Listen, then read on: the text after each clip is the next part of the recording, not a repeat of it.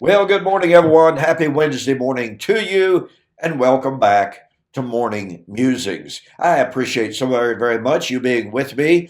And before we get into it this morning, don't forget tomorrow, Thursday, I will continue my response to the objections that have been lodged against my brand new book, Temple to Telos. We're getting down pretty well into the objections that have been lodged, and so you want to be sure to tune in tomorrow as I continue answering those. And as I have said, some of you have said, "Well, you haven't answered this, you haven't answered that." Well, my answer to that is I'm taking the objections basically in the order that they were lodged. It's not that I'm avoiding anything you know. So as I said the other day, patience, grasshopper. We'll get to it. By the way, let me make this observation again, because to me this is sort of kind of telling. I have been developing over the last, couple of weeks these connections between the prophecies of Isaiah, Matthew 25, and the book of Revelation. It is exceedingly strange, and I think telling, that one objector after another has posted on YouTube objecting to my overall eschatology, but never once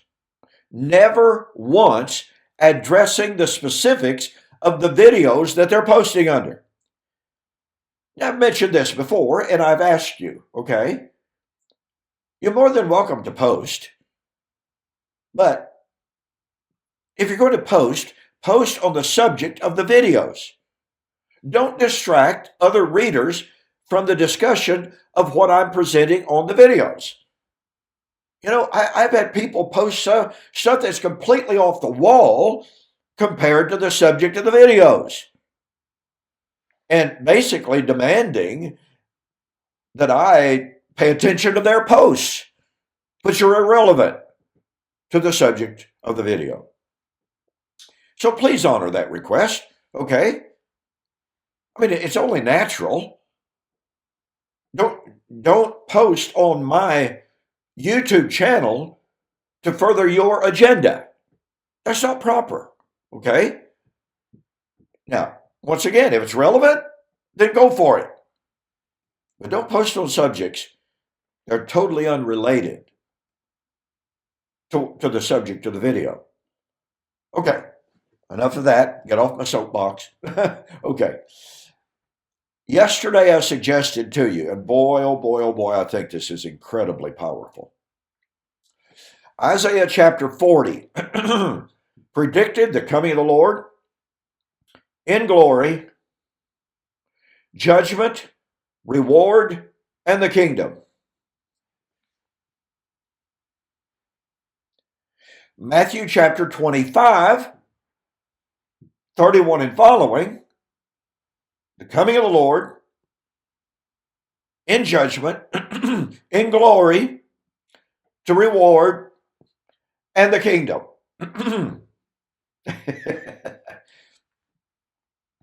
Now, let me ask you this question.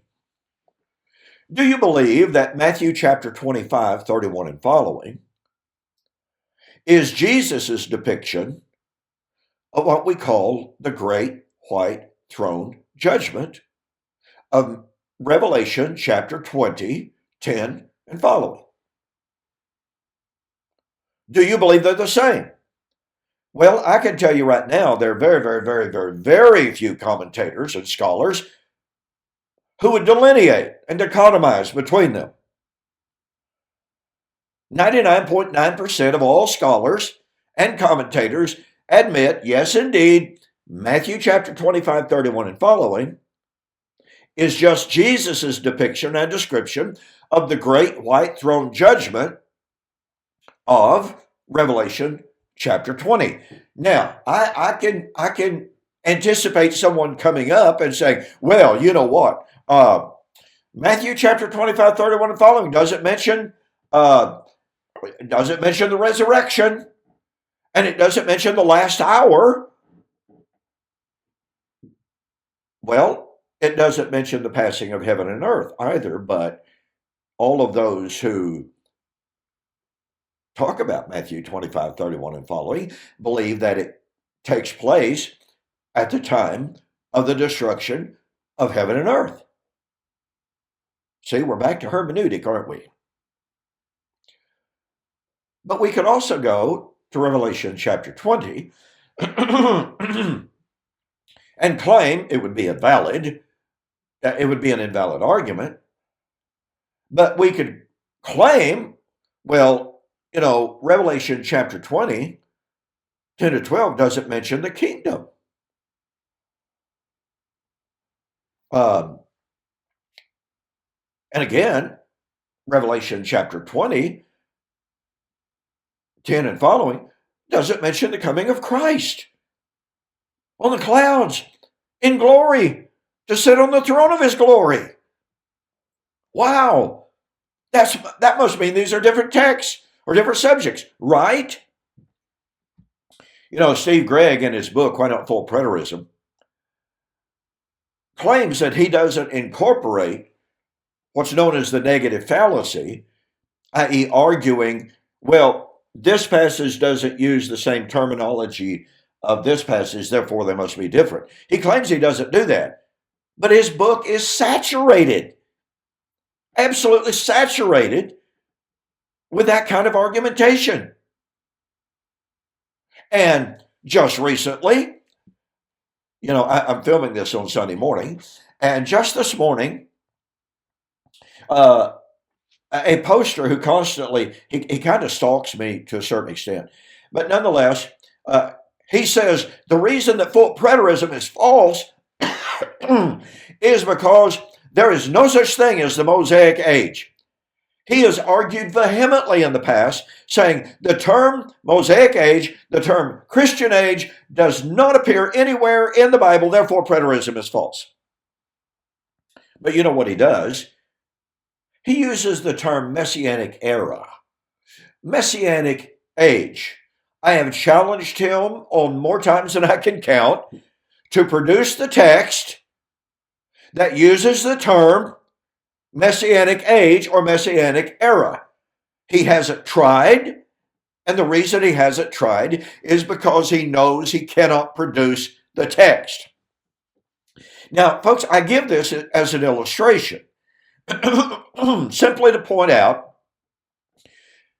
scholars recognize, Bible commentators recognize, that just because, well, let's do this. Just because Matthew chapter 25:31 and following doesn't say, as Isaiah said in Isaiah 40, that doesn't mean that Isaiah 40 doesn't lie behind Matthew chapter 25.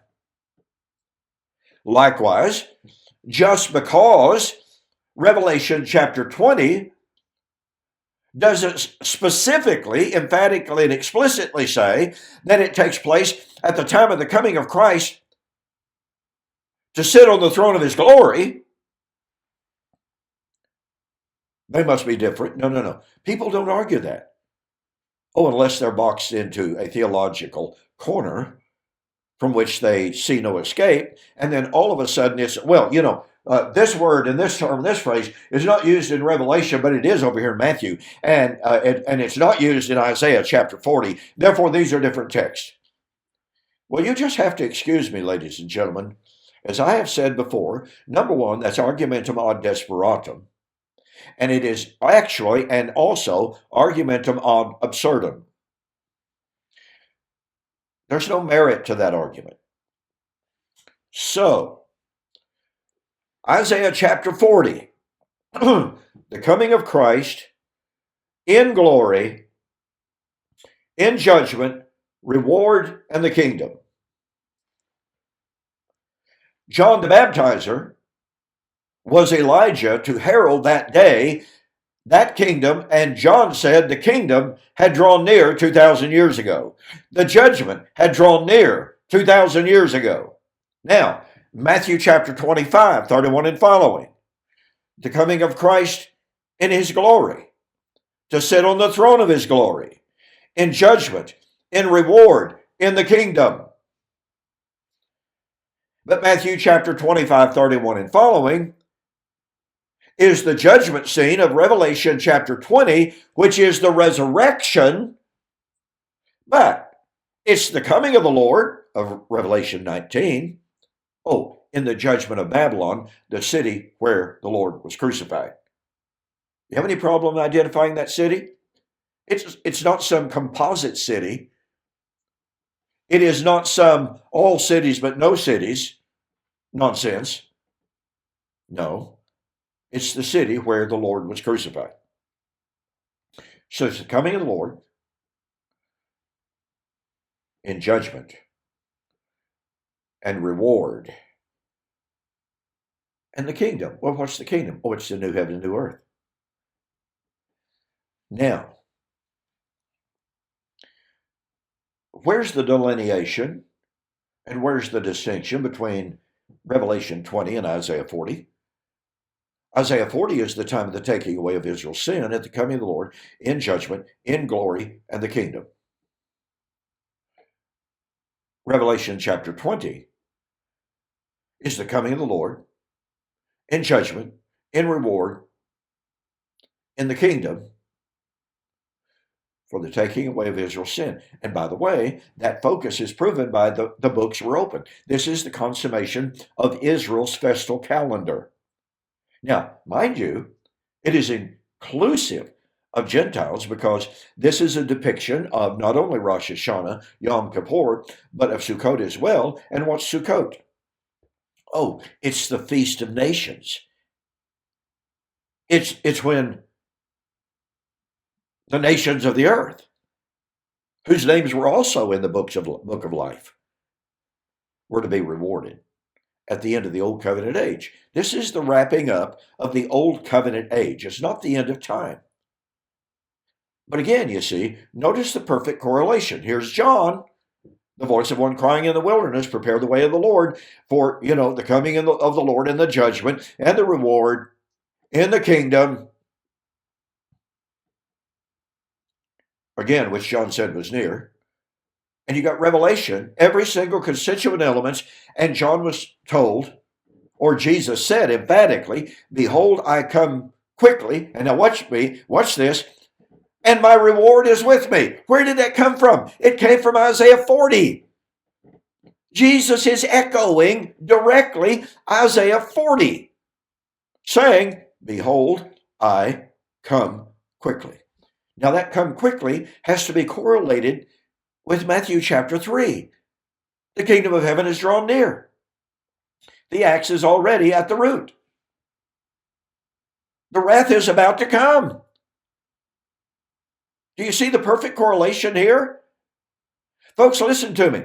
If you can't divorce Isaiah 40 from Matthew chapter 25, 31 and following, and if you cannot divorce it from Revelation chapter 20, this demands that Matthew 25, 31 and following and Revelation chapter 20, 10 and following were fulfilled in AD 70. And you know what that means? That means the end of the millennium, coming of the Lord, the judgment for rewarding in the kingdom was at the end of the millennium in AD 70. Be sure to get a copy of my book, Elijah Has Come, in which I develop all of this extensively. You'll be glad you did. DonKPreston.com, BibleProphecy.com. Order the book, send me a note, says you saw the offer on YouTube or Facebook, and I'll refund your shipping. That'll save you $5. Okay, thank you so much for joining me. Don't forget, tomorrow, back to review or response to the objections to my brand new book, Temple to Tell Us. Okay? I'll see you on the flip side.